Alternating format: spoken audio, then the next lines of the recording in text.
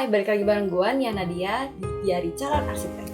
Nah, kali ini mau kasih tahu kalian beberapa mata kuliah pilihan di Arsitektur Unpar. Kalian itu bisa ambil mata kuliah pilihan di semester 5, 6, 7, 8, dan seterusnya. Di semester 1 sampai semester 4, kalian itu udah ada paketnya masing-masing. Biasanya rata-rata sekitar 7 mata kuliah sih. Nah, setelah itu semester 5 kalian boleh ambil mata kuliah pilihan. Biasanya pada saat semester 5 ambil mata kuliah pilihan, justru bingung, ambilnya apa ya? Banyak mata kuliah pilihan nih, dan kalian biasanya cuma ambil 2 mata kuliah pilihan di setiap semester. Kalau kalian IP-nya bagus, kalian biasanya boleh ambil sampai 3 mata kuliah pilihan karena SKS-nya kan jadi mencukupi. Ada beberapa mata kuliah pilihan, dan sebenarnya di website Unpar yang template kayak gini, kalian udah bisa lihat sendiri. Ini ada beberapa mata kuliah yang mereka udah kategoriin masing-masingnya. Ada kelompok substansi, teknologi dan seni, ada ekologi, budaya. Untuk semester 5 dan 6, ada 3 pilihan kelompok. Yang pertama adalah substansi teknologi, yang kedua ekologi, dan ketiga budaya. Jadi kalau misalnya gue lihat kita bahas dari kelompok yang pertama, yaitu teknologi, itu tuh dia ada 5 mata kuliah pilihan. Itu yaitu pencahayaan buatan,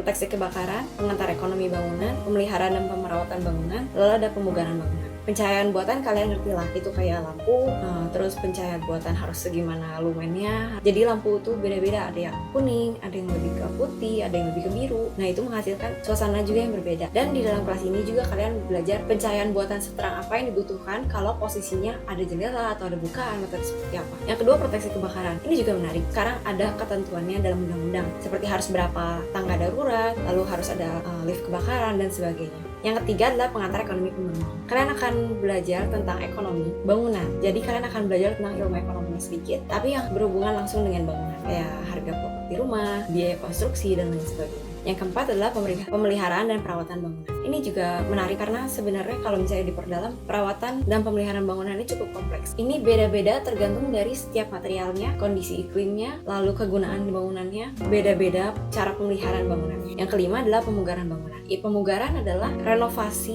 bangunan lama. Jadi pemugaran ini biasanya dia berkaitan erat dengan undang-undang pemugaran bangunan lama. Kelompok pertama ini buat kalian yang mau ngambil sesuatu yang dia sifatnya teknologi dan yang terstruktur. Jadi sebenarnya kalau kalian nggak terlalu senang sama undang-undang gitu, peraturan-peraturan, kalian sebaiknya nggak terlalu disaranin buat ambil yang ini, karena kalau gue lihat dari 5 mata kuliah pilihan ini pasti hampir semuanya berhubungan dengan peraturan. Kelompok yang kedua adalah kelompok ekologi. Ini lebih ke alam. Kalau kalian lebih suka berhubungan sama alam, lebih suka mengamati lingkungan kalian, dianjurkan untuk ambil ini, karena kalau misalnya kalian suka, ini akan sangat menarik. Di sini ada 4 mata kuliah. Yang pertama, arsitektur tropis. Di sini kalian bakal belajar gimana caranya bikin bangunan yang menanggapi iklim tropis. Kebetulan Indonesia adalah iklim tropis basah, jadi kelas ini cukup diminati sih. Yang kedua adalah ekologi permukiman. Kalau permukiman yang dirancang mungkin biasanya udah ada taman tiap berapa rumah sekali atau ada penghijauan. Tapi kalau misalnya permukiman yang tidak direncanakan, biasanya agak pinggiran, tumbuh rumahnya kayak mereka bangun sendiri, tidak terlalu tertata dengan rapi, kayak jadi rumahnya lembab, nggak ada ruang terbuka. Di sini kalian akan belajar tentang ekologi permukiman itu sendiri. Bagaimana sih ketentuannya, harusnya seperti apa, efeknya kayak gimana sih ke bangunan.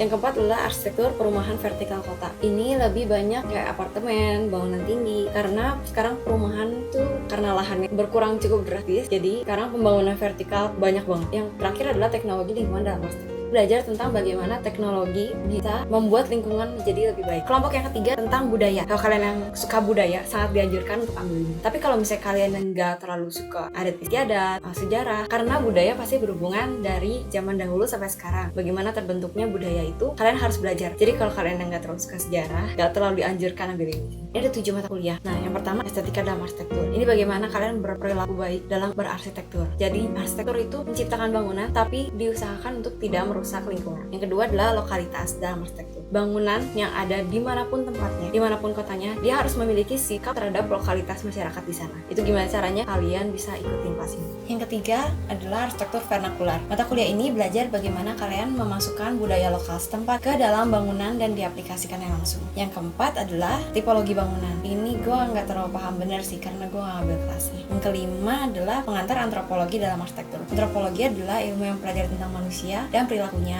serta budayanya. Nah, bagaimana manusia, perilaku dan budayanya ini masuk ke dalam bangunannya. Yang keenam adalah pengantar sosiologi. Yang ketujuh adalah psikologi dalam arsitektur. Sebenarnya ada 2 mata kuliah pilihan lain yang di luar 3 kelompok itu, yaitu studi mandiri dan kuliah lapangan.